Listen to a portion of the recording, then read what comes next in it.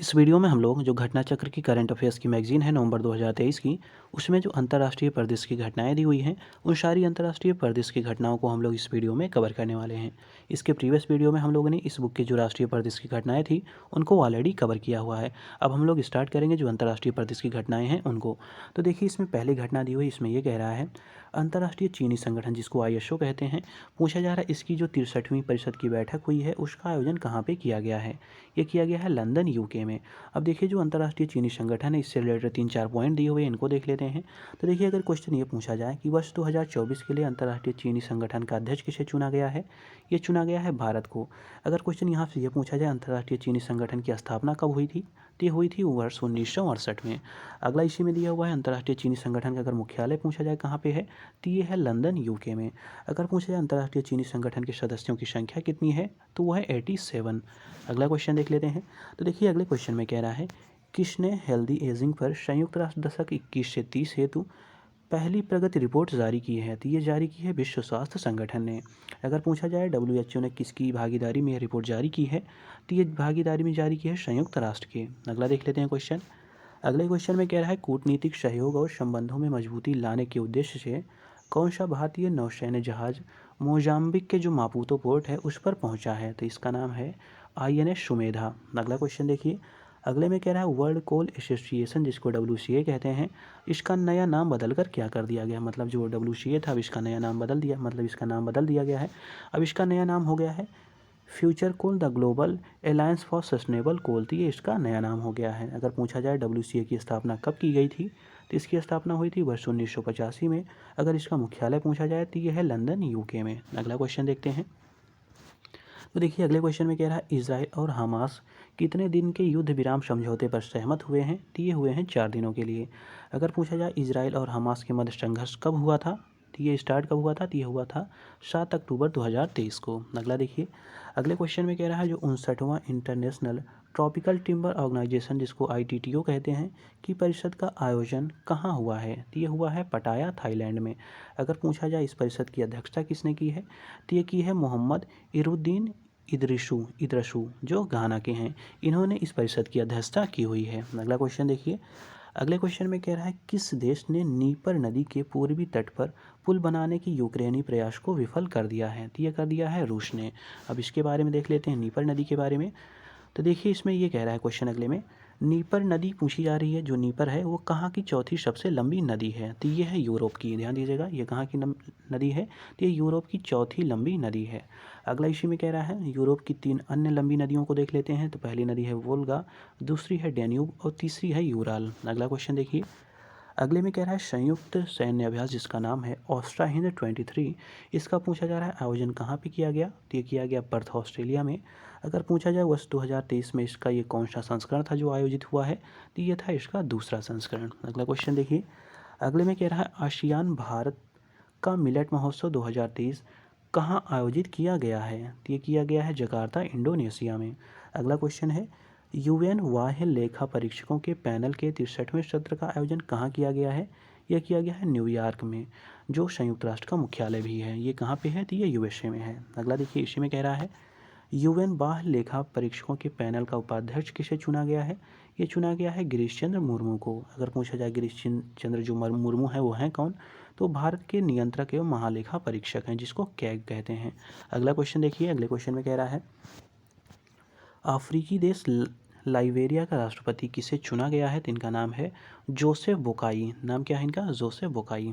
अगर पूछा जाए जोसेफ बोकाई ने किसे पराजित कर राष्ट्रपति का चुनाव जीता है, तो ये पराजित किया है जॉर्ज वीह को। अगला क्वेश्चन देखिए। अगले क्वेश्चन में कह रहा है किस देश ने लश्कर ए तैयबा को आतंकवादी समूह के रूप में सूचीबद्ध किया है, यह किया है इजराइल ने। अगला देखिए। अगले क्वेश्चन में कह रहा है विश्व के सबसे बड़े एकल साइट सोलर ऊर्जा संयंत्र का उद्घाटन कहाँ किया गया है, तो ये किया गया है आबू धाबी जो कि संयुक्त अरब अमीरात में है। ध्यान दीजिए कहाँ पे है, ये है संयुक्त अरब अमीरात आबू धाबी में। अगर पूछा जाए इस संयंत्र का नाम क्या है, तो इसका नाम है अल दफरा सौर फोटोवोल्टिक विद्युत परियोजना, तो ये इसका नाम है। अगला देख लेते हैं। अगले में कह रहा है इसी में कह रहा है इसकी उत्पादन क्षमता कितनी है, मतलब जो अल धफरा सौर फोटोवोल्टिक विद्युत परियोजना है इसकी अगर पूछी जाए उत्पादन क्षमता कितनी है, तो वो है 2 गीगावाट। ये भी आप लोग ध्यान दीजिएगा। अब आइए अगला पॉइंट देख लेते हैं। अगले पॉइंट में कह रहा है भारत आ रहे एक मालवाहक जहाज़ को हूती विद्रोहियों ने कहाँ पर हाईजैक कर लिया है? तो ये किया है लाल सागर में। अगला देखिए इसी में कह रहा है मालवाहक जो जहाज़ था उसका नाम क्या है? तो उसका नाम है गैलेक्सी लीडर। अगर पूछा जाए यह जो ये हूती विद्रोही हैं ये किस देश के हैं? तो ये हैं यमन के। ये बात भी ध्यान दीजिएगा। अब अगला देख लेते हैं। अगले क्वेश्चन में कह रहा है किसने स्वास्थ्य और जलवायु परिवर्तन पर काउंटडाउन रिपोर्ट 2023 जारी की है? ये जारी की है लेसेंट ने। किसने जारी किया है? लेसेंट ने। अब अगला देख लेते हैं क्वेश्चन। अगला क्या है? तो अगले में कह रहा है आयुष मंत्रालय ने पारंपरिक और पूरक चिकित्सा परियोजना सहयोग समझौता पर किसके साथ समझौता किया है? ये किया है विश्व स्वास्थ्य संगठन के द्वारा। मतलब विश्व स्वास्थ्य जो संगठन है उसके साथ ये समझौता किया गया है। इसी में कह रहा है इस समझौते पर हस्ताक्षर कहाँ किया गया है? तो ये किया गया है जिनेवा जो स्विट्ज़रलैंड में है। जिनेवा कहाँ पे है? ये स्विट्ज़रलैंड में है। अगला इसी में कह रहा है अगला क्वेश्चन है टाइम 100 क्लाइमेट सूची में कितने भारतीय और भारतीय मूल के लोगों को शामिल किया गया है? तो ये हैं 9 लोग। अगला क्वेश्चन है। अगले में कह रहा है समृद्धि के लिए IPEF की जो तीसरी मंत्री स्तरीय बैठक है वो कहाँ पे आयोजित की गई है? वो की गई है सैन फ्रांसिस्को USA में। अगला है इसी में कह रहा है भारत की तरफ से इस बैठक में किसने भाग लिया है? तो ये लिया है पीयूष गोयल जी ने जो कि हमारे केंद्रीय मंत्री हैं। अगर पूछा जाए जो IPEF है को कब लॉन्च किया गया था? तो ये लॉन्च किया गया था 23 मई 2022 को। अगर पूछा जाए IPF के कितने भागीदार देश हैं? तो ये है 14। अगर इसका पूछा जाए जो IPEF है इसका अगर पूर्ण रूप पूछा जाए या फुल फॉर्म इसका पूछा जाए तो इसका फुल फॉर्म है समृद्धि के लिए भारत प्रशांत आर्थिक फ्रेमवर्क। तो ये इसका फुल फॉर्म है। अगला क्वेश्चन देखिए। अगले में कह रहा है APEC लीडर वीक 2023 कहाँ आयोजित किया गया है? ये किया गया है सैन फ्रांसिस्को USA में। अगर पूछा जाए इसकी थीम क्या है, क्योंकि थीम जो होती हैं काफ़ी इंपॉर्टेंट होती हैं, काफ़ी बार पूछी जाती हैं, तो देखिए इसकी थीम थी सबके लिए एक लचीले और संधारणीय भविष्य का निर्माण। तो ये इसकी थीम थी। अगर APEC का जो APEC है इसका पूर्ण रूप पूछा जाए तो ये है एशिया पैसिफिक इकोनॉमिक कॉपरेशन। तो ये इसका फुल फॉर्म है। अगला क्वेश्चन देखिए। अगले क्वेश्चन में कह रहा है किस देश ने सोशल मीडिया ऐप जो टिकटॉक है को प्रतिबंधित कर दिया है? ये मतलब किया था 13 नवंबर को, इसलिए ये न्यूज़ में है। तो ये किया है नेपाल ने। अगर पूछा जाए भारत सहित मुख्यतः किन देशों ने इस ऐप को प्रतिबंधित किया हुआ है या इस पर प्रतिबंध लगाया है? तो ये अमेरिका ने भी लगाया है और यूरोपीय संघ ने भी इस पर प्रतिबंध लगाया हुआ है। अगला अगला इसी में देख लेते हैं पॉइंट क्या दिया हुआ है। इसमें कह रहा है वर्ष 2023 की शुरुआत में भारत में सोशल मीडिया यूजर्स की संख्या लगभग कितनी थी? तो वो थी 398 मिलियन। ये इतने जो यूजर हैं सोशल मीडिया के उतने हैं, मतलब कितने? 398 मिलियन। ये सिर्फ भारत में है। अगला देख लेते हैं। अगले क्वेश्चन में कह रहा है किन दो देशों ने, ध्यान दीजिएगा, किन दो देशों ने जलवायु संकट से निपटने में सहयोग करने की घोषणा की है? ये की है अमेरिका और चीन ने। अगला देखिए इसी में कह रहा है अमेरिका और चीन संयुक्त रूप से कितने प्रतिशत वैश्विक ग्रीन हाउस गैस का उत्सर्जन के लिए जिम्मेदार हैं? तो ये लोग इमिशन करते हैं 38%। अगला देखिए क्वेश्चन। अगले में कह रहा है विश्व ऊर्जा, देखिए ध्यान दीजिए, विश्व ऊर्जा रोजगार रिपोर्ट 2023 किसने जारी किया है? तो ये जारी किया है अंतर्राष्ट्रीय ऊर्जा एजेंसी ने, IEA ने। अगर पूछा जाए WEE जो रिपोर्ट है का यह कौन सा संस्करण है? तो ये है इसका दूसरा संस्करण। अगर पूछा जाए इस रिपोर्ट के अनुसार वर्ष 2022 में कितने श्रमिक ऊर्जा क्षेत्र में कार्यरत थे? तो ये थे 6.7 करोड़। इतने मतलब जो श्रमिक हैं वो कहाँ पे हैं? वो ऊर्जा क्षेत्र में कार्यरत हैं। अगर अगला इसी में क्वेश्चन ये पूछा जाए कि इसी वर्ष स्वच्छ ऊर्जा क्षेत्र में कितने श्रमिक कार्यरत थे? तो वो थे 3.5 करोड़। अगला इसी में कह रहा है इसी वर्ष जीवाश्म ईंधन ऊर्जा क्षेत्र में कितने लोग कार्यरत थे? तो ये थे 3.2 करोड़। तो इतने लोग इसमें जो जीवाश्म ईंधन का क्षेत्र है उसमें 3.2 करोड़ लोग इसमें कार्यरत थे। अब अगला पॉइंट देख लेते हैं। तो देखिए अगला इसमें क्वेश्चन दिया हुआ, इसमें कह रहा है अर्जेंटीना के राष्ट्रपति चुनाव में कौन विजयी हुए हैं? तो इनका नाम है जेवियर माइली। नाम क्या है इनका? Xavier Miley. अगर पूछा है जेवियर माइली जो हैं किस पार्टी से संबंधित हैं? तो ये हैं उदारवादी पार्टी से।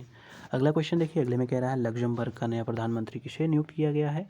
ये नियुक्त किया गया है ल्यूक फ्रीडेन को। अगला देखिए क्वेश्चन, इसमें कह रहा है प्रथम विश्व युद्ध के दौरान भारतीय सैनिकों की भूमिका की याद में प्रदर्शनी कहाँ आयोजित की गई थी? ये की गई थी नैरोबी केन्या में। अगला देख लेते हैं। अगले क्वेश्चन में कह रहा है डॉक्टर एस जयशंकर ने आधिकारिक तौर पर किस यूरोपीय राष्ट्र का दौरा किया था? ये किया था यूनाइटेड किंगडम का। और इसी में देख लीजिए, इसी में कुछ एडिशनल पॉइंट दिया हुआ है इसी के बारे में। देखिए इस कह रहा है इस दौरान 8वीं शताब्दी की किन मूर्तियों को भारत को सौंपा गया? तो ये मूर्ति का नाम है योगिनी चामुंडा और योगिनी गोमुखी। तो इन मूर्तियों को, जो 8वीं शताब्दी की मूर्तियाँ थीं, इनको भारत को सौंपा गया है।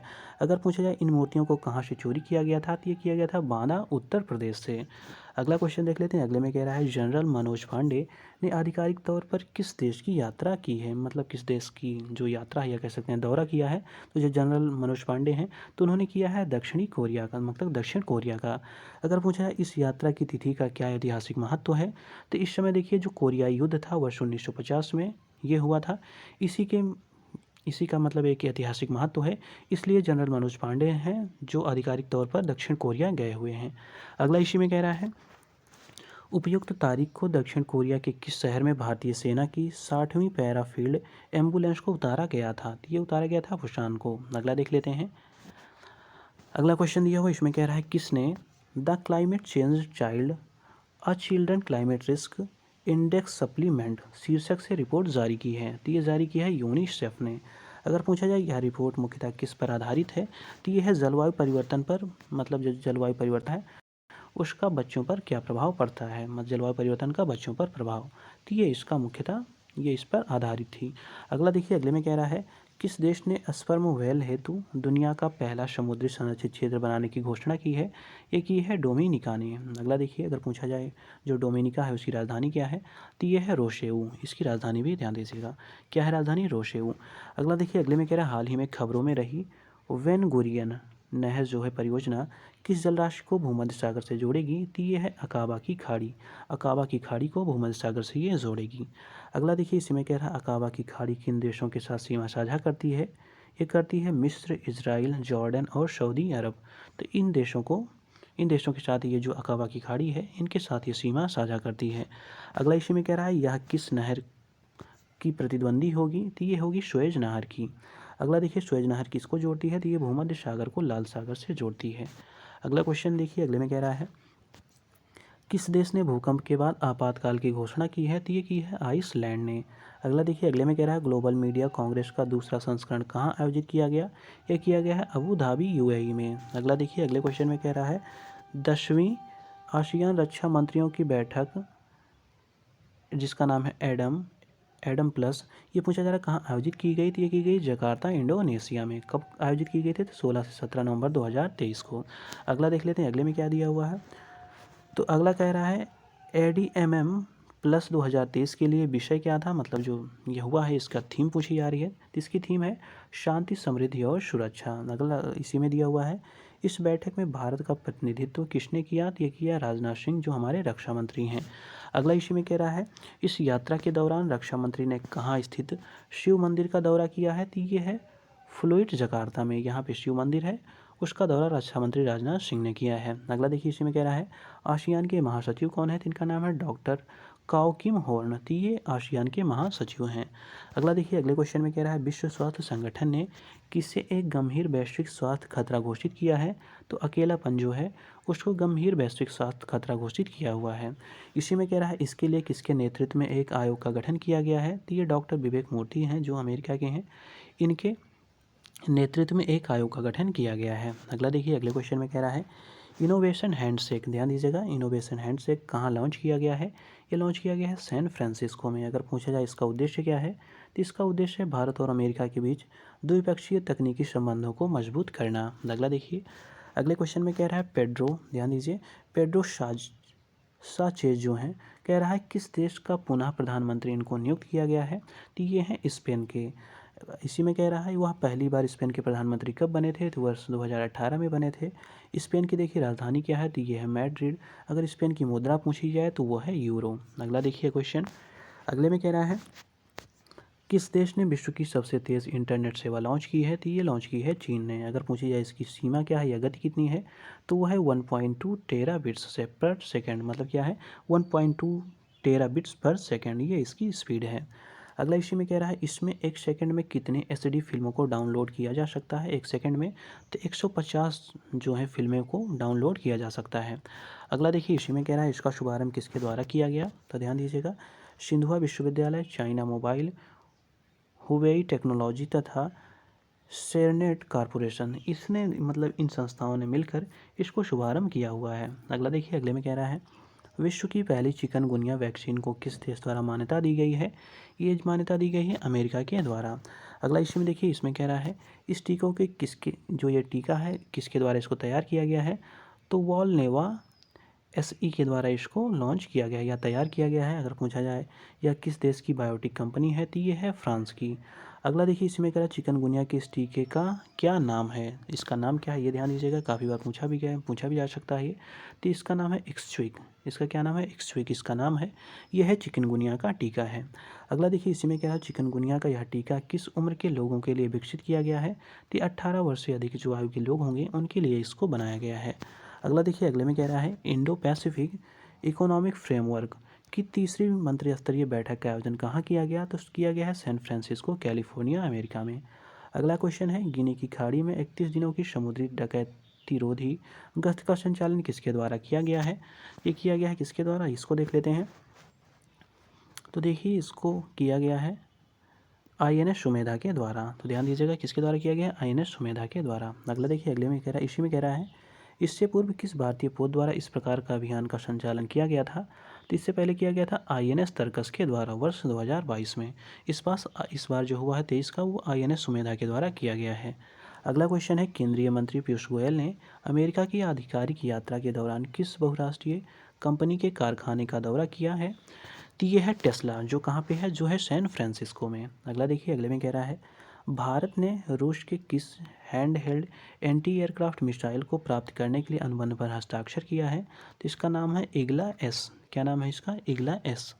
अगला इसी में देख लेते हैं, इसी में कह रहा है जो हैंड हेल्ड एंटी एयरक्राफ्ट मिसाइलें हैं को औपचारिक रूप से किस नाम से जाना जाता है? तो इसको नाम से जाना जाता है man portable air defence system, man pads इसको कहा जाता है। अगला देखिए क्वेश्चन अगले में कह रहा है भारत ओपेक ऊर्जा वार्ता की छठी उच्च स्तरीय बैठक कहाँ आयोजित की गई? ये आयोजित की गई है वियना, ऑस्ट्रिया में। कहाँ पे? जो वियना है ऑस्ट्रिया का, वहाँ पे इसका आयोजन किया गया है। इसी में कह रहा है इस बैठक की सह अध्यक्षता किसके द्वारा की गई? तो हरदीप सिंह जो पूरी इंडिया के हैं, तथा हैथम अल हौश जो कि महासचिव हैं ओपेक के, इनके मतलब इनकी सह अध्यक्षता में इसको ये बैठक है उसका आयोजन किया गया है। इसी में कह रहा है भारत ओपेक ऊर्जा वार्ता की 7वीं उच्च स्तरीय बैठक कहाँ आयोजित की जाएगी? ये की जाएगी भारत में वर्ष 2024 में। अगला देखिए पूछा जा रहा है ओपेक का गठन कब हुआ था? तो ध्यान दीजिए काफ़ी इंपॉर्टेंट है। तो ये हुआ था ओपेक का गठन 1960 में। ओपेक कैसा संगठन है? तो ये पेट्रोलियम निर्यातक जो देश हैं उनका ये संगठन है। अगला देखिए क्वेश्चन अगले में कह रहा है साइट्स। तो देखिए कह रहा है साइट्स अस्थायी समिति की 77वीं बैठक कहाँ आयोजित की गई? तो ये की गई है जिनेवा, स्विट्जरलैंड में। इसी में कह रहा है इस बैठक में अनुपालन और रिपोर्टिंग के आधार पर किस देश को रक्त चंदन की महत्वपूर्ण व्यापार प्रक्रिया की समीक्षा से हटा दिया गया है? तो ये हटा दिया गया है भारत से। अगला देखिए अगले में कह रहा है साइट्स का पूर्ण रूप क्या है? तो इसका पूर्ण रूप है convention on international trade in endangered species of wild fauna and flora. तो ये इसका फुल फॉर्म है। अगला देखिए अगले में कह रहा है कौन सा देश आधिकारिक रूप से treaty on conventional armed force in Europe से बाहर हो गया है? तो ये है रूस। अगला क्वेश्चन देखिए अगले में कह रहा है द्विपक्षीय नौसैन्य अभ्यास जिसका नाम है बोंगो सागर पूछा जा रहा है किन देशों के मध्य आयोजित किया गया? ये किया गया भारत और बांग्लादेश के मध्य। अगर पूछा जाए यह अभ्यास कहाँ आयोजित किया गया है? तो ये बंगाल की खाड़ी में आयोजित किया गया है। अगर इसका संस्करण पूछा जाए तो इसका ये है 14वां संस्करण। अगला देख लेते हैं अगले में कह रहा है किस देशों की नौसेनाओं द्वारा कोऑर्डिनेटेड पेट्रोल जिसको हम लोग कॉर्पेट कहते हैं संचालित किया गया? तो भारत और बांग्लादेश के मध्य इसको संचालित किया गया है। अगर पूछा जाए यह अभ्यास कहाँ आयोजित किया गया? तो बंगाल की खाड़ी में किया गया है। इसका संस्करण पूछा जाए तो यह है इसका 5वां संस्करण। अगला क्वेश्चन देखिए अगले में कह रहा है अंतर्राष्ट्रीय खनन और संसाधन सम्मेलन 2023 का आयोजन कहाँ पे किया गया? तो इसको किया गया है सिडनी, ऑस्ट्रेलिया में। अगला देख लेते हैं अगले क्वेश्चन में क्या कह रहा है। अगला है क्यूएस विश्व यूनिवर्सिटी रैंकिंग एशिया 2024 किसके द्वारा जारी की गई है? तो ये जारी की गई है क्वाक्वेरेली साइमेंट्स। तो जो इसका नाम है क्वाक्वेरेली साइमेंट्स इसका नाम है, इसके द्वारा क्यूएस विश्व यूनिवर्सिटी रैंकिंग एशिया 2024 जारी की गई है। अब इस रिपोर्ट के बारे में देख लेते हैं क्या इसमें पॉइंट दिए हुए हैं। तो देखिए इसमें ये कह रहा है कि यह इसका कौन सा संस्करण है? तो ये इसका 16वां संस्करण है। अगर पूछा जाए इसमें शामिल देश और क्षेत्र कितने हैं? तो ये हैं 25। अगर पूछा जाए इसमें शामिल विश्वविद्यालय संस्था कितने हैं? तो 856 है वो। अगर पूछा जाए रैंकिंग में सर्वाधिक संस्थान किस देश के हैं? तो वो हैं भारत के 148। अगर पूछा जाए रैंकिंग में शीर्ष स्थान पर कौन सा संस्थान रहा है? तो ये काफ़ी इंपॉर्टेंट है। तो ये है पेकिंग विश्वविद्यालय जो कि चीन में है। अगला इसी में देख लेते हैं, इसी में कह रहा है रैंकिंग में भारत के जो शीर्ष 3 संस्थान हैं वो कौन कौन से हैं? काफ़ी इंपॉर्टेंट है ये। तो देखिए जो समग्र रैंकिंग है 40 की उसमें कह रहा है IIT बॉम्बे है। समग्र रैंकिंग जो 46 की है उसमें IIT दिल्ली है।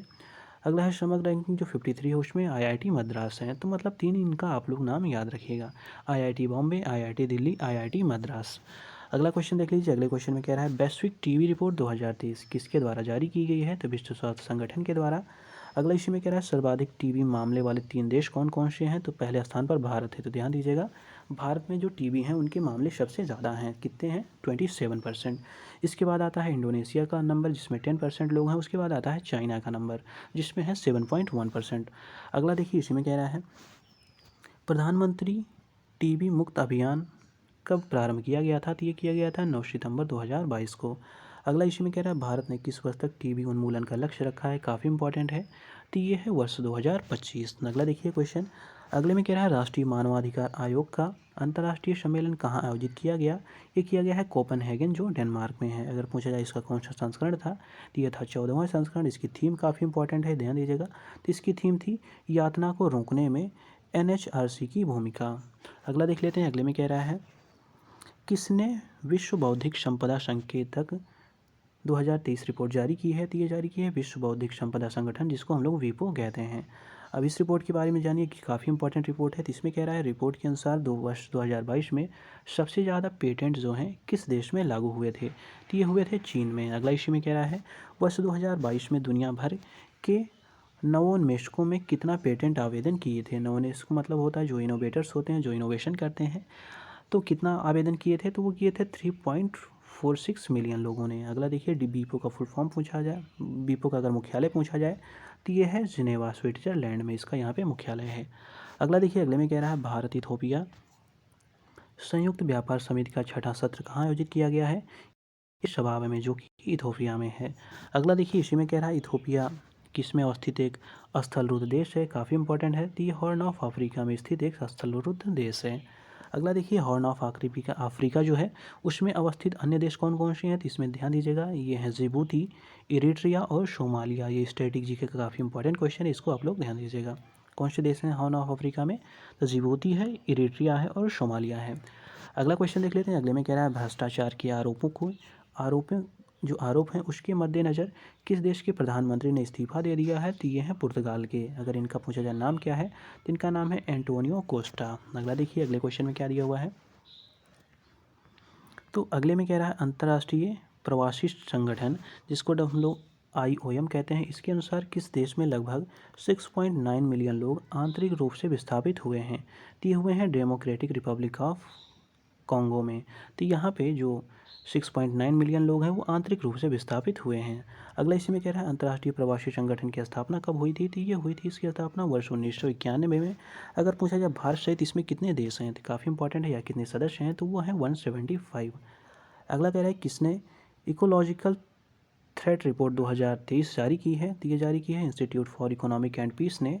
अब इस रिपोर्ट के अनुसार देख लीजिए कुछ इंपॉर्टेंट फैक्ट दिए हुए हैं इसमें, तो देखिए इसमें कह रहा है इस रिपोर्ट के अनुसार वर्ष 2050 तक कितने लोगों को पारिस्थितिक रूप से गंभीर खतरों का सामना कर रहे देशों में निवास करना पड़ेगा, तो ये करना पड़ेगा 2.8 अरब। अगले में कह रहा है वर्तमान समय में कितने लोग ऐसे देशों में निवास कर रहे हैं, तो कर रहे हैं 1.8 अरब लोग, मतलब 1.8 अरब लोग वर्तमान में ऐसे देशों में निवास कर रहे हैं। अगला इसी में कह रहा है IEP का मुख्यालय अगर पूछा जाए तो ये है सिडनी में। अगला क्वेश्चन कह रहा है गहरे समुद्र में 2 प्राचीन प्रवाल भित्ति जिसको हम लोग कोरल रीफ और समुद्री टीले कहते हैं की खोज कहाँ की गई है, तो ये की गई है गैलापागोस जो द्वीप है वहाँ पे इसकी खोज की गई है। कहाँ पे, गैलापागोस जो द्वीप है। अगला इसी में कह रहा है यह द्वीप समूह कहाँ पे स्थित है, तो यह है प्रशांत महासागर में। यह द्वीप किसने बनाया है, यह द्वीप किससे बना है, तो ये बना है ज्वालामुखी से, मतलब जो ज्वालामुखी क्रियाएँ होती हैं उनके परिणामस्वरूप इस द्वीप का निर्माण हुआ है। अगला इसी में कह रहा है यह जो द्वीप है किस देश के प्रशासनिक नियंत्रण में है, तो ये है इक्वाडोर के। अगला देखिए अगले क्वेश्चन में कह रहा है अंतर्राष्ट्रीय खनन और संसाधन सम्मेलन 2023 का आयोजन कहाँ पे किया गया है, तो इसका आयोजन हुआ है सिडनी ऑस्ट्रेलिया में। कहाँ पे हुआ है, सिडनी ऑस्ट्रेलिया में।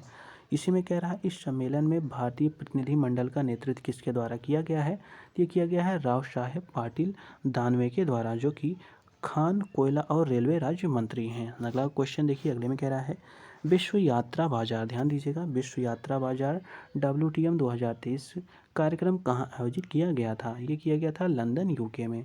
इसी में कह रहा है किस मंत्रालय ने भारत का प्रतिनिधित्व किया है, तो ये किया है पर्यटन मंत्रालय ने। अगला इसी में कह रहा है WTM 2023 में अतुल्य भारत मंडप का आयोजन किस विषय पर किया गया था? तो ये किया गया था अतुल्य भारत विजिट इंडिया ईयर 2023। अगला देखिए, अगले क्वेश्चन में कह रहा है किसने 2023 state of climate services report जारी की? ये की है विश्व मौसम विज्ञान संगठन WMO ने। अगला देखिए, इसी में कह रहा है वर्ष 2023 में यह रिपोर्ट किस पर केंद्रित है? तो ये है स्वास्थ्य पर केंद्रित है। WMO का मुख्यालय कहाँ पर है? जिनेवा स्विट्जरलैंड में। अगला देखिए, अगले में कह रहा है WMO द्वारा जारी अन्य रिपोर्ट कौन कौन सी है? तो वो है स्टेट ऑफ ग्लोबल क्लाइमेट। अगला है air quality and climate bulletin. तो ये सब इसकी रिपोर्ट्स हैं। किसकी हैं? WMO की ये सब रिपोर्ट्स हैं। अगला देखिए, अगले में कह रहा है, अगला दिया हुआ है मीना माता। काफ़ी इंपॉर्टेंट है ये। मीना माता जो कन्वेंशन है उसके कह रहा है उसके पक्षकारों का 5वां सम्मेलन कहाँ आयोजित किया गया है? ये किया गया है जिनेवा स्विट्जरलैंड में। इसी में कह रहा है यह सम्मेलन कब आयोजित किया गया? तो ये किया गया 30 अक्टूबर से 3 नवंबर 2023 के मध्य। इसी में कह रहा है मीना माता किससे होने वाला रोग है? तो ये होता है पारे से। ये स्टैटिक जीके का क्वेश्चन है, काफ़ी इंपॉर्टेंट है। तो मीना माता होता है पारे से, ये बात आप लोग ध्यान दीजिएगा। अब अगला देखिए, अगले में कह रहा है किस संस्था ने state of food and agriculture report 2023 जारी की है? ये जारी की है खाद्य एवं कृषि संगठन FAO ने। अगर पूछा जाए FAO है जो, उसका मुख्यालय कहाँ पे है? तो ये इसका मुख्यालय रोम में है। अगला देखिए, अगले में कह रहा है किस देश ने वुलावा अंतर महाद्वीपीय बैलिस्टिक मिसाइल ICBM का सफलतापूर्वक परीक्षण किया है? तो ये किया है रूस ने। अगला देखिए, इसी में कह रहा है किस परमाणु पनडुब्बी ने इसका परीक्षण किया है? तो इसका नाम है इम्परेटर अलेक्जेंडर थर्ड। तो ये इसका नाम है। अगला देखिए, अगले में कह रहा है बुलावा मिसाइल की मारक क्षमता कितनी है? तो ये है 8000 किलोमीटर। इस मिसाइल की अगर लंबाई पूछी जाए तो वो है 12 मीटर। अगर पूछा जाए भारत की ICBM श्रेणी की मिसाइल का क्या नाम है? तो इसका नाम है अग्नि 5। तो ध्यान दीजिएगा, अग्नि 5 क्या है? तो ये भारत की ICBM श्रेणी की मिसाइल है। अगला देखिए, अगले क्वेश्चन में कह रहा है विश्व स्थानीय उत्पाद मंच की दूसरी बैठक कहाँ आयोजित की गई? ये की गई है हेग, नीदरलैंड में। अगला देखिए, इसी में कह रहा है चिकित्सा उत्पाद विनियमन पर सहयोग करने के लिए भारत ने किस देश के साथ आशय ज्ञापन पर हस्ताक्षर किए हैं? तो किसने किए हैं? तो ये किए हैं नीदरलैंड्स ने। अगला देखिए, इसी में कह रहा है इस फोरम में भारतीय प्रतिनिधिमंडल का नेतृत्व किसने किया? तो ये किया है श्री भगवंत खुबा, रसायन और उर्वरक राज्य मंत्री, भारत सरकार में। ये इस डिपार्टमेंट में है, मतलब जी श्री भगवंत खुबा हैं, ये रसायन और उर्वरक राज्य मंत्री हैं भारत सरकार में। अगला देखिए, अगर इसमें कह रहा है यह मंच किस अंतर्राष्ट्रीय संगठन की पहल है? तो ये है विश्व स्वास्थ्य संगठन की। अगर पूछा जाए इस पहल का उद्देश्य क्या है? तो इस पहल का उद्देश्य है दवाओं और अन्य स्वास्थ्य प्रौद्योगिकियों तक पहुंच बढ़ाना। तो ये इसका उद्देश्य है। अगला देखिए, अगले क्वेश्चन में कह रहा है भारत इथोपिया संयुक्त व्यापार समिति का 6वां सत्र कहाँ आयोजित किया गया था? ये किया गया था अदिस अबाबा, यूथोपिया में। इसी में कह रहा है इस सत्र में सह अध्यक्ष के रूप में भारत का प्रतिनिधित्व किसने किया? ये किया है प्रिया पी नायर ने, जो कि आर्थिक सलाहकार हैं वाणिज्य विभाग में। ये भी आप लोग ध्यान दीजिएगा। इसी में कह रहा है वर्ष 2022-23 में भारत और इथियोपिया के बीच द्विपक्षीय व्यापार कितना था? तो ये था 642.59 मिलियन अमेरिकी डॉलर। अगला देख लेते हैं, अगले में क्या दिया हुआ है। तो अगला कह रहा है इथियोपिया का दूसरा सबसे बड़ा निर्यातक देश कौन सा है? तो इथियोपिया का दूसरा पूछा जा रहा है सबसे बड़ा निर्यातक देश, तो ये है भारत। अगला देखिए, अगले में कह रहा है कामचटका प्रायद्वीप रूस स्थित किस पर सक्रिय ज्वालामुखी में उद्गार हुआ है? तो ये हुआ है क्लिउचेउस्कोव। इसका नाम क्या है? इसका नाम है क्लिउचेउस्कोव, इसका ये नाम है। अगला देख लीजिए, अगले में कह रहा है भारतीय वायुसेना IAF द्वारा द्विवार्षिक दुबई एयरो शो, ये जो एयरो शो हुआ है उसमें पूछा जा रहा है कौन सा विमान प्रदर्शित किया गया?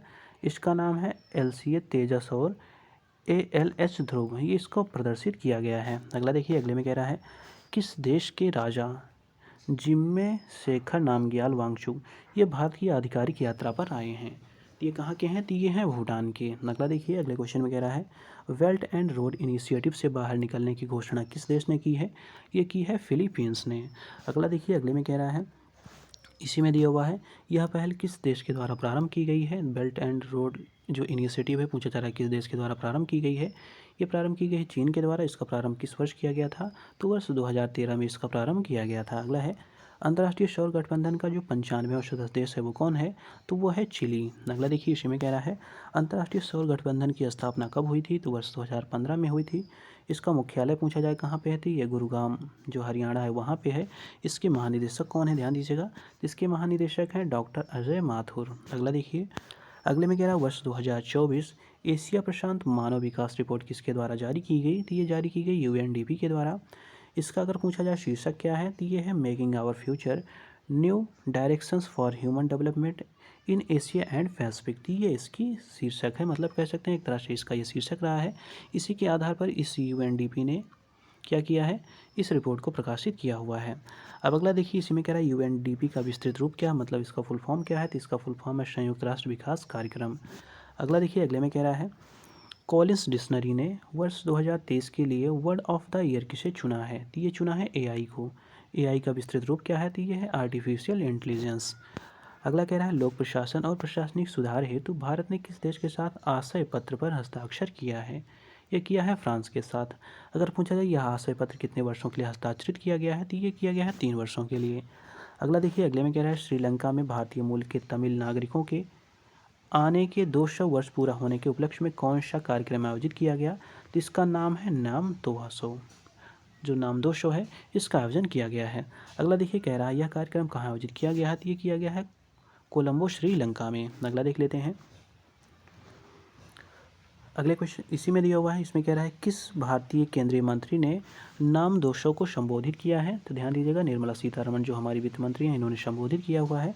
अगले में कह रहा है इसी में केंद्रीय वित्त मंत्री ने कोलंबो में किस शिखर सम्मेलन को संबोधित किया, तो भारत श्रीलंका व्यापार शिखर सम्मेलन को संबोधित किया हुआ है। अगला देखिए इसी में कह रहा है इस शिखर सम्मेलन का विषय क्या था, तो देखिए इसका विषय है कनेक्टिविटी बढ़ाना समृद्धि के लिए साझेदारी, तो ये इसकी थीम है या इसका विषय है। अगला इसी में कह रहा है इस शिखर सम्मेलन का आयोजन संयुक्त रूप से किसके द्वारा किया गया था, ये भारतीय उद्योग परिसंघ और Indo Lanka chamber of commerce and industry of और शिलोंग चैम्बर ऑफ कॉमर्स, मतलब इसने Indo Lanka chambers of commerce and industry और भारतीय उद्योग परिसंघ ने इसको संयुक्त रूप से इसका आयोजन किया था। तो ये बात आप लोग ध्यान दीजिएगा। अब अगला देख लेते हैं, अगले में कह रहा है किस देश में भारतीय स्टेट बैंक की शाखा का उद्घाटन किया गया, ये किया गया श्रीलंका में। इसका पूछा है उद्घाटन कहाँ पे किया गया है, तो त्रिंकोमाली जो श्रीलंका में वहाँ इसका उद्घाटन किया है। और इसका उद्घाटन किसने किया है, ये किया है निर्मला सीतारमण जी ने जो हमारी वित्त मंत्री हैं। अगला देखिए अगले में कह रहा है ग्लोबल सिटीज़ इंडेक्स Q3 2023 किसने जारी किया है, ये जारी किया है नाइट फ्रैंक ने। अगर पूछा है इसमें कुल कितने शहरों को रैंक प्रदान किया गया है, तो वो 46 हैं। अगर पूछा इस सूची में प्रथम स्थान पर कौन सा शहर है, तो वो है मनीला जो फिलीपींस का है। इसके अतिरिक्त अगर पूछा इस सूची में दूसरे स्थान पर कौन सा शहर है, तो वो है दुबई जो यूएई में है। तीसरे स्थान पर कौन सा है, तो शंघाई चीन में है। अगर पूछा जाए इस सूची में कौन सा भारतीय शहर शीर्ष पर रहा है, तो ध्यान दीजिएगा मुंबई जो रहा है जिसकी रैंकिंग रही है 4, ये काफ़ी इंपॉर्टेंट है, इसको ध्यान रखिएगा। मुंबई जो है इसको 4th रैंक मिली हुई है। इसके अतिरिक्त अगर पूछा जाए इस सूची में दिल्ली को कौन सी रैंक मिली हुई है, तो इसको मिली है 10वीं रैंक। अगला इसी में कह रहा है इस सूची में सबसे अंतिम स्थान जो 46वां स्थान है उसको कौन सा मिला है, मतलब किस शहर को, तो वो है सैन फ्रांसिस्को जो अमेरिका में है। अगला देख लीजिए, अगले में कह रहा है सभी आवारा कुत्तों की नसबंदी करने वाला विश्व का पहला देश कौन सा बन गया है, तो ये है भूटान। अगला है कालाजार को मुक्त घोषित करने वाला विश्व का पहला देश कौन सा बना है, ये है बांग्लादेश। इसी में कह रहा है इसे किस अन्य नाम से भी जाना जाता है, तो ध्यान दीजिएगा इसे किस अन्य नाम से जाना जाता है, तो इसका नाम है विसरल लिस्मेनियासिस। इसका नाम है विसरल लिस्मेनियासिस, इसका ये नाम है। अगला देखिए, अगले में कह रहे हैं एआई सेफ्टी समिट 2023 में कितने देशों ने कृत्रिम बुद्धिमत्ता पर जुड़े जोखिमों को रोकने के लिए दुनिया में पहले समझौते पर हस्ताक्षर किए हैं, तो ये किए हैं 28 देशों ने। कितने किए हैं, 28 ने। अगला देखिए इसी में कह रहा है इस समझौते को क्या नाम दिया गया है, तो इसका नाम है ब्लेचली घोषणा। तो ध्यान दीजिएगा ब्लेचली घोषणा क्या है, तो ये है जो कृत्रिम बुद्धिमत्ता से जुड़े खतरे होंगे उनको रोकने के लिए 28 देशों ने जो हस्ताक्षर किए हुए हैं आपस में, इसी को वेलेचली घोषणा कहेंगे। ये बात आप लोग ध्यान दीजिएगा, ये जो पॉइंट है ये काफ़ी इंपॉर्टेंट है, वेलेचली घोषणा इसका नाम है। अगला देख लीजिए अगले में क्या दिया हुआ है, तो अगला कह रहा है क्वेश्चन इसमें कह रहा है भारत ने किस देश के साथ गतिशीलता और प्रवासन साझेदारी समझौते पर हस्ताक्षर किया है, तो यह किया है इटली ने। इस समझौते पर हस्ताक्षर कहाँ किए गए हैं, तो रोम इटली में इस पर हस्ताक्षर किया गया है। अगले में कह रहा है कितने शहरों को वर्ल्ड सिटीज़ डे के अवसर पर यूनेस्को क्रिएटिव सिटीज़ नेटवर्क में शामिल किया गया, तो ये हैं 55 शहर। कितने हैं? 55 शहर हैं जिनको शामिल किया गया है। इसी में कह रहा है इसमें भारत के कौन से शहर शामिल हैं, ये काफ़ी इंपॉर्टेंट है, इसको ध्यान दीजिएगा। तो इसमें भारत के 2 शहर हैं, पहला है ग्वालियर जो संगीत के क्षेत्र में शामिल है, दूसरा है कोझिकोड जो कि साहित्य के क्षेत्र में इसमें शामिल किया गया है। अगला इसी में कह रहा है वर्ल्ड सिटीज़ डे प्रतिवर्ष कब मनाया जाता है, तो 31 अक्टूबर को मनाया जाता है। यूसीसीएन का गठन कब हुआ था, तो ये हुआ था वर्ष 2004 में। यूनेस्को का गठन अगर पूछा जाए तो कब हुआ था, तो ये हुआ था वर्ष 1945 में। ये भी बात आप लोग ध्यान दीजिएगा। अब अगला देखिए, अगले में कह रहा है भारतीय और श्रीलंकाई नौसेना और तटरक्षकों के बीच समुद्रिक सुरक्षा बैठक का आयोजन कहाँ पे किया गया, तो ये किया गया है INS सुमित्रा पाक जल संधि। ये कह रहा है इसमें भारत और जो श्रीलंकाई नौसेना है और तटरक्षकों के बीच समुद्री सुरक्षा बैठक का आयोजन कहाँ पे किया गया था, तो ये किया गया था पाक जल संधि के पास। अगला देखिए, इसी में कह रहा है वर्ष 2023 में इसका कौन सा संस्करण आयोजित किया गया, तो 33वां किया गया है। अगर इसमें पूछा जाए कि इस प्रकार की सामुद्रिक सुरक्षा बैठक का आयोजन कितने समयांतराल पर किया जाता है, तो ये किया जाता है वार्षिक रूप से, मतलब हर साल ये किया जाता है। अगला देखिए, अगले में कह रहा है वाइब्रेंट गुजरात अंतर्राष्ट्रीय रोड शो का आयोजन कहाँ पे किया गया, तो ये किया गया है दुबई में। कहाँ पे किया गया है, नाम है इसका वाइब्रेंट गुजरात, लेकिन इसका आयोजन हुआ है दुबई में। अगर पूछा है इसका आयोजन किसके द्वारा किया गया है, तो गुजरात सरकार के द्वारा इसका आयोजन किया गया है। इसका आयोजन किस उपलक्ष्य में किया गया है, ये भी जानिए। तो वाइब्रेंट जो गुजरात है वैश्विक शिखर सम्मेलन 2024 के परिक्षेप में इसको किया गया है। इस शिखर सम्मेलन का आयोजन कब किया जाएगा, तो किया जाएगा 10 से 12 जनवरी 2024 को।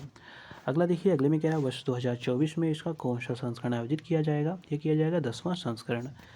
अगला देखिए, अगले में कह रहा है किस देश में व्हाइट हाइड्रोजन का एक विशाल भंडार खोजा गया है, ये खोजा गया है फ्रांस में। काफ़ी इंपॉर्टेंट है, फ्रांस में जो व्हाइट हाइड्रोजन है उसका एक विशाल भंडार खोजा गया है। अब अगला देखिए, इसी में कह रहा है व्हाइट हाइड्रोजन को अन्य किस नाम से जाना जाता है, तो इसको प्राकृतिक hydrogen, gold hydrogen, geological hydrogen, इन सब नामों से जाना जाता है। कौन सा हाइड्रोजन है ये है व्हाइट हाइड्रोजन, खोजा गया है इसको फ्रांस में। इसी में देख लीजिए, इसी में कह रहा है इसका निर्माण किसकी अभिक्रिया के जरिए भूपर्पटी की सतह के नीचे होता है, तो इसमें जल और जो शैल के मध्य अभिक्रिया होती है, इनके परिणामस्वरूप जो इसका निर्माण है वो भूपर्पटी की सतह के नीचे होता है। अगला देखिए, अगले में कह रहा है किस जगह legal identity and rights based return management कार्यक्रम आयोजित किया गया, तो ये किया गया है कोपनहेगन जो डेनमार्क में है। अगर पूछा जाए इसका आयोजन किस संस्था के द्वारा किया गया, तो ये किया गया अंतर्राष्ट्रीय प्रवासन संगठन के द्वारा इसका आयोजन किया गया है। अब अगला देख लीजिए, अगले में कह रहा IOM का गठन कब किया गया था, तो किया गया था वर्ष 1991 में। भारत सहित इसमें कितने सदस्य देश हैं, तो वह हैं 175। अगला देखिए, अगले में कह रहा है नए अध्ययनों में किस ज्वालामुखी में उद्गार के कारण ओजोन परत के क्षरण का पता चला है, तो इसका नाम है हुंगा टोंगा हुआहाई जो है हुआहा अपाई, तो ये इसका पूरा नाम है। अगर पूछा जाए ये स्थित कहाँ पे है, तो ये टोंगा द्वीप समूह के पास स्थित है जो कि है प्रशांत महासागर में।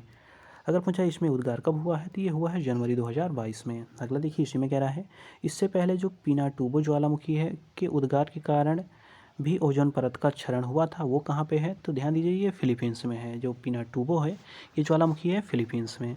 अगला देखिए, ओजोन परत किस मंडल में पाई जाती है, स्टैटिक जीके है तो समताप मंडल में पाई जाती है। ओजोन परत संरक्षण हेतु वियना अभिसमय, ध्यान दीजिएगा वियना अभिसमय का रिलेशन किससे है, तो ये है जो ओजोन परत होती हैं उनके डिस्ट्रॉय ना हो पाए उनको बचाने के लिए किया गया था इसका आयोजन। पूछा जा रहा है इस जो वियना अभिसमय है इसका आयोजन कब हुआ था, तो ये हुआ था वर्ष 1985 में। मतलब इस संरक्षण के लिए इस वियना अभिसमय को स्टार्ट किया गया था 1985 में। इसी में कह रहा है ओजोन परत क्षयकारी पदार्थों पर मॉन्ट्रियल प्रोटोकॉल पर हस्ताक्षर कब हुआ था, तो वो हुआ था वर्ष 1987 में। ओजोन परत की मोटाई किस में मापी जाती है, तो डॉप्शन यूनिट है इसकी, इसमें मापी जाती है।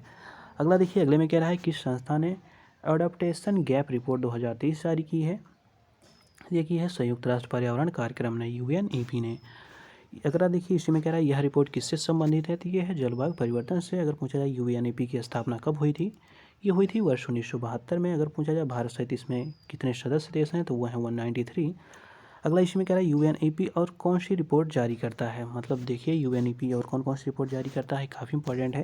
तो देखिए करता है emission gap report, the global environment outlook आदि, ये सब इसकी रिपोर्ट्स हैं। अगला देखिए, अगले में कह रहा है किस देश ने व्यापक परमाणु परीक्षण प्रतिबंध संधि जिसको CTBT कहते हैं, इसके लिए अनुसमर्थन को रद्द करने की प्रक्रिया प्रारंभ कर दी है, ये की है रूस ने। अगला देखिए, इसी में कह रहा है वर्तमान में जो CTBT है पर कितने देशों ने हस्ताक्षर किए हुए हैं, तो 187 देशों ने हस्ताक्षर किए हुए हैं। अभी तक इसमें कितने देशों ने इसका अनुसमर्थन किया है? तो 178 देशों ने इसका अनुसमर्थन किया हुआ है।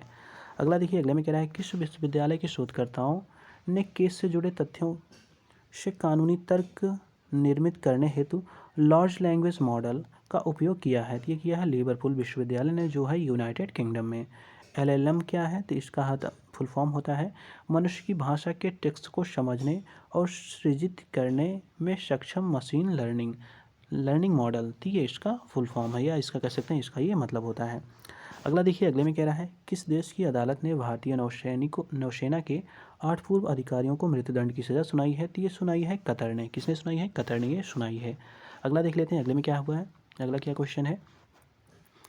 अगले में कह रहा है घातक दुर्घटना से जुड़े अमेरिकी ऑटो पायलट परीक्षण में कौन सी कंपनी विजेता बनी थी? ये बनी है टेस्ला। अगला देखिए, अगले में कह रहा है किस देश में भारतीय सहायता प्राप्त 3 विकास परियोजनाओं का उद्घाटन किया गया है? यह किया गया है बांग्लादेश में। ये 3 परियोजनाएं कौन कौन सी, इनको भी देख लीजिए। तो ये पहली परियोजना, इसका नाम है Akhaura Agartala cross border rail link. दूसरा है खुलना मोंगला पोर्ट रेल लाइन। तीसरी है मैत्री सुपर थर्मल पावर प्लांट। तो ये सब जो है बांग्लादेश की ये परियोजनाएं हैं। अगला इसी में कह रहा है, अगला क्वेश्चन दिया हुआ है बांग्लादेश की वायुसेना द्वारा अपना स्थापना दिवस मनाने के लिए कहाँ का दौरा किया गया? ये किया गया है दीमापुर नागालैंड का। अगला कह रहा है 24 अक्टूबर 2023 को नदी डॉल्फिन के लिए वैश्विक घोषणा पत्र पर कितने देशों ने हस्ताक्षर किए हैं? तो ये हस्ताक्षर किए हैं 11 देशों ने। अगला है ये 11 देश कौन कौन से हैं? तो ये है Bangladesh, Bolivia, Brazil, Cambodia, Colombia, Ecuador, Bharat, Nepal, Pakistan, Peru और वेनेजुएला। तो ये सब इसमें देश हैं। इसी में कह रहा है नदी डॉल्फिन के वैश्विक घोषणा पत्र पर हस्ताक्षर कहाँ किया गया? तो ये किया गया है बोगोटा में, जो कि है कोलंबिया में। अगला क्वेश्चन है किस देश में अवस्थित कोस्टेको खदान में आग लगने के कारण लगभग जो 45 श्रमिक हैं इनकी मृत्यु हो गई है? तो ये है कजाकिस्तान में। अगला इसी में कह रहा है यह किस कंपनी की खदान है? तो ये है ऑर्सेलर मित्तल की। इसमें कह रहा है इस किस गैस के कारण इस कोयला खदान में आग लगी है? तो ये है मीथेन। तो काफ़ी बार स्टैटिक जीके में क्वेश्चन भी बनता है कि जो कोयले की खदानें होती हैं उनमें किस गैस के कारण आग लगती है? तो वो है मीथेन गैस। अगला देखिए, अगले में कह रहा है कजाकिस्तान की राजधानी क्या है? तो ये है अस्ताना। इसी में कह रहा है वैश्विक इस्पात कंपनी जो आर्सेलर है मित्तल, इसका मुख्यालय कहाँ है? तो इसका है लग्जमबर्ग में मुख्यालय। आर्सेलर मित्तल के कार्य जो अध्यक्ष हैं वो कौन है? तो वो हैं लक्ष्मी मित्तल। ये भी आप लोग ध्यान दीजिएगा। अगला देखिए, अगले में कह रहा है ब्यूटी वर्ल्ड मिडिल ईस्ट 2023 का आयोजन कहाँ शुरू किया गया? दुबई में इसका आयोजन का शुरू किया गया है, मतलब जो दुबई है वहाँ पे इसका आयोजन किया गया है। अगला है क्वेश्चन अंतर्राष्ट्रीय यात्रा प्रदर्शनी ITB एशिया कहाँ आयोजित की गई? ये की गई है सिंगापुर में। इसमें भारत की प्रतिनिधित्व पर्यटन मंत्रालय द्वारा किस विषय के तहत किया गया? तो इस विषय का नाम है incredible India visit India year 2023। ये इसका विषय है। अगला देखिए, अगले में कह रहा है भारत ने किस देश के साथ शिक्षा क्षेत्र में परस्पर सहयोग बढ़ाने के उद्देश्य से समझौता ज्ञापन पर हस्ताक्षर किया है? ये किया है संयुक्त अरब अमीरात। अगला देखिए, अगले में दिया हुआ है किस देश ने 10 नवंबर 2023 से 10 मई 2024 तक भारतीयों को वीज़ा मुक्त यात्रा की अनुमति दी है? तो ये दी है थाईलैंड ने। अगला देख लेते हैं, अगले में कह रहा है थाईलैंड की राजधानी क्या है? तो थाईलैंड की राजधानी है बैंकॉक। अगला है विश्व स्वास्थ्य संगठन में दक्षिण पूर्व एशियाई के क्षेत्रीय निदेशक का चुनाव किसने जीता है? ये जीता है शाइमा वाजिद ने। नाम क्या है इनका? शाइमा वाजिद। अगला इसी में कह रहा है ये किस देश के नागरिक हैं? तो ये है बांग्लादेश की। इन्होंने इस चुनाव में किसे पराजित किया हुआ है? इनका भी नाम जान लीजिए। तो इन्होंने पराजित किया हुआ है शंभू प्रसाद आचार्य को, जो कि नेपाल के हैं। इनका कार्यकाल कितने वर्ष का होगा? तो ये होगा 4 वर्ष का। वर्तमान में इस संगठन में दक्षिण पूर्व एशिया के क्षेत्रीय निदेशक कौन है? तो इनका नाम है पूनम खेत्रपाल सिंह। तो ये इनका नाम है। अगला देखिए, अगले में क्या है स्लोवाकिया का प्रधानमंत्री किसे नियुक्त किया गया है? तो ये है रॉबर्ट फिको। इनका ये कौन सा कार्यकाल है? तो ये है चौथा। अगर पूछा है स्लोवाकिया